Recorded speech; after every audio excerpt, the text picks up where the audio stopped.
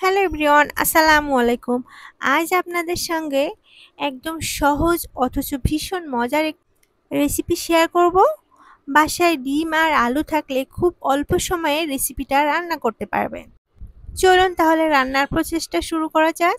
আমি প্রথমে 4টা ডিম অর্ধেক করে কেটে নিয়েছি।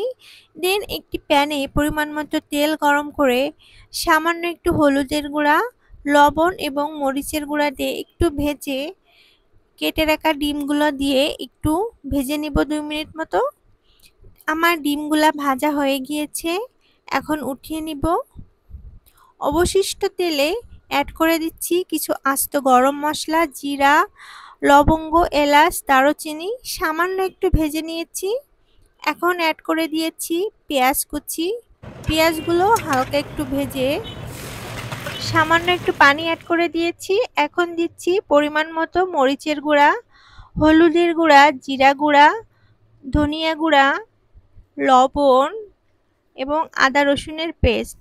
সবগুলো মশলা খুব ভালোভাবে মিশিয়ে কষিয়ে নিব। মশলাটা খুব ভালোভাবে কষিয়ে নিতে হবে। এখানে আমি আরও কয়েকটি কাঁচামরিচ অ্যাড করে দিয়েছি। মশলাটা কষানো হয়ে গেলে এখন আমি আগে থেকে কুচি করে কেটে রাখা আলুগুলো দিয়ে দিব। আমরা আলু ভাজি করার জন্য যেমনটা কাটি সেভাবে আমি এখানে আলুগুলা কেটে নিয়েছি। এখন মশলার সঙ্গে খুব ভালোভাবে মিশিয়ে নিচ্ছি। আলুগুলো কষানোর জন্য একটু পানি দিয়ে দিলাম। সবকিছু আবারও একটু ভালোভাবে মিশিয়ে নিচ্ছি।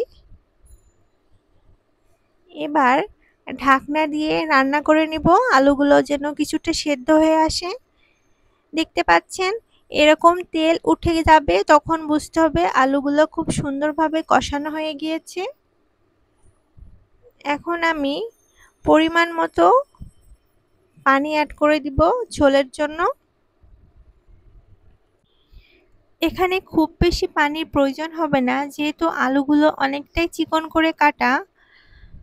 এজন্য পরিমাণ মতো পানি দিয়ে ঢাকনা দিয়ে কিছুক্ষণ রান্না করে এবারে আগে থেকে ভেজে রাখা ডিমগুলো দিয়ে দিব।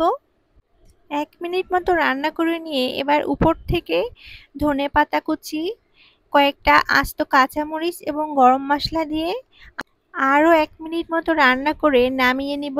দেন আমি সার্ভ করে নিব। দেখতে পাচ্ছেন দেখতে কতটা লোভনীয় হয়েছে, মাশাআল্লাহ খেতেও অনেক বেশি টেস্টি।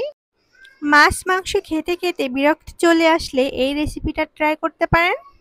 গরম ভাতের সাথে এই তরকারিটা খেতে কিন্তু ভীষণ ভালো লাগে। আর এই রেসিপিটা ভালো লাগলে বাসায় অবশ্যই একদিন ট্রাই করে দেখবেন। আর লাইক, কমেন্ট, শেয়ার করে পাশেই থাকবেন। আল্লাহ হাফেজ।